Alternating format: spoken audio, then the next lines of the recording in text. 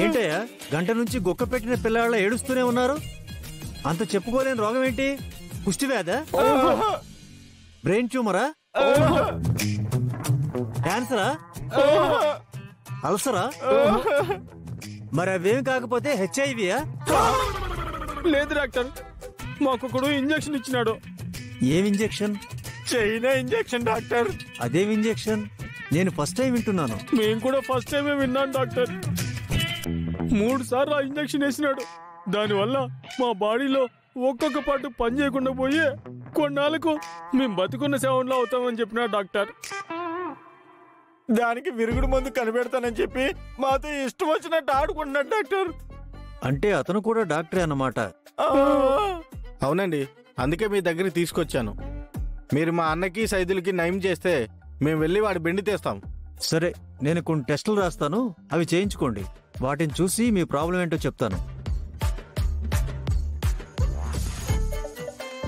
మా రోగం చెప్పడం కాదు డాక్టర్, దానికి విరుగుడు మందు కూడా మీరే కనిపెట్టాలా.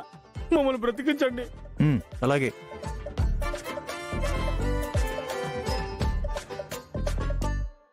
మీ రుణం ఈ జన్మలో తీర్చుకోలేండి డాక్టర్. అదేంటి ఫీజు ఎవరా? మీరు ఎంత అడిగితే అంత ఇస్తారండి, కంగారు పడకండి. అన్న పదన్న. వస్తాను డాక్టర్. సరే సరే.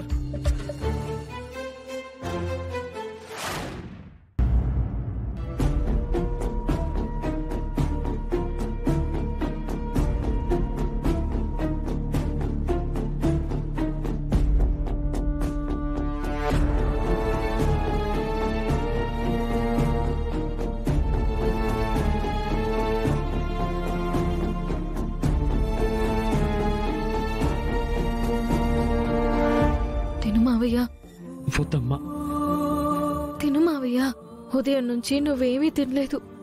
మళ్ళీ ఎవరైనా చూస్తారు. త్వరగా తిను. దొంగతనం నేరం మోపబడ్డ నాకు దొంగతనంగా అన్నం తీసుకొచ్చావా తల్లి?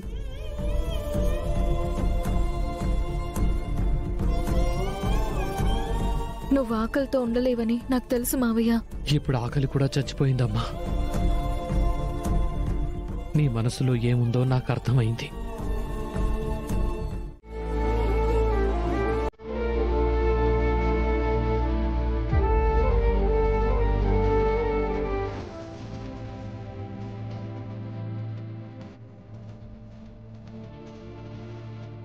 తిను మావయ్య.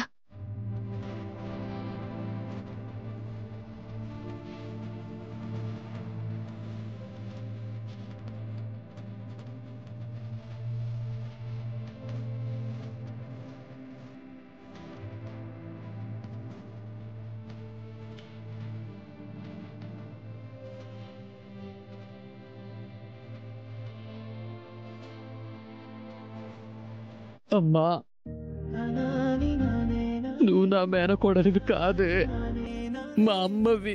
ఏడవకు మావయ్య, నువ్వు తిను తిను. ఈ పేదరికం ఎంత చెడ్డదమ్మా. ఆకలితో మార్చేస్తుంది, ఎన్నో అవమానాలు తీసుకొస్తుంది. ఏం కాదు మావయ్య, గౌతమ్ గారు వస్తున్నారు. ఈ దొంగతనం ఎవరు చేశారో కనిపెడతారు. ముందు నువ్వు తిను, లేదంటే ఎవరైనా చూస్తారు.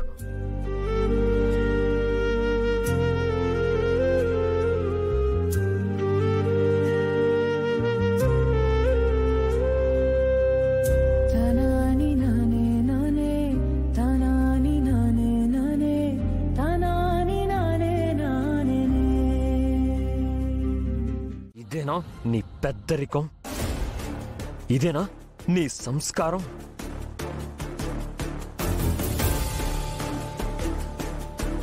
నా పెద్దరికాన్ని ప్రశ్నించేంత పెద్దోడు అయిపోయావా? నా సంస్కారాన్ని వేలెత్తి చూపించేంత గొప్పోడు అయిపోయావా? పిల్లలు తప్పు చేస్తే పెద్దలు సరిదిద్ది దారిలో పెడతారు. అదే పెద్దవాళ్లే తప్పు చేస్తే పిల్లలు ప్రశ్నించకూడదా? నన్ను ప్రశ్నించే ముందు అదేం తప్పు చేసిందో ప్రశ్నించావా? నా సంస్కారాన్ని వేలెత్తి చూపించే ముందు దాని సంస్కారం ఎంత అడిగేవా? అసలు అదేం చేసిందో తెలుసా నీకు? నువ్వు కొట్టేంత తప్పు తనేం చేసింది నానమ్మ? ఇంట్లో పెట్టిన 10 లక్షలు మా ఆయన కొట్టేశాడని ఆయన్ని దొంగ అని నింద వేసింది. మేము తనకి దొంగల్లా కనిపిస్తున్నావేంట్రా?